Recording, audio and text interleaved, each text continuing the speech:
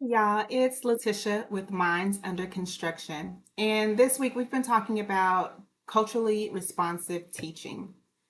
Before we can even get into what is culturally responsive teaching and gaining the knowledge that we can use into our classroom or implement into our classrooms for being a culturally responsive teacher, we first got to look at our biases. We've got to delve in deep into ourselves and say, what are my biases? And we all have them, even the ones who think that they are completely woke, completely open to everything that is happening in society. We all have a bias. We all have it.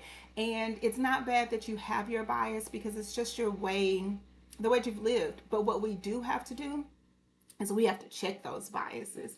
We have to make sure that we are creating a space that is safe for our students to gain optimum knowledge and to be the most successful.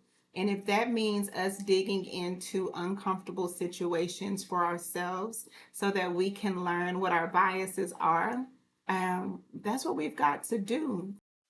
We've got to unlearn what those biases are. And it's not something that's going to happen overnight. It is something that, can take a lifelong process in doing so. But we want to start the work now in order for our students to be successful. And if we do not learn to check them, then we are perpetuating the stigma of discrimination toward other cultures.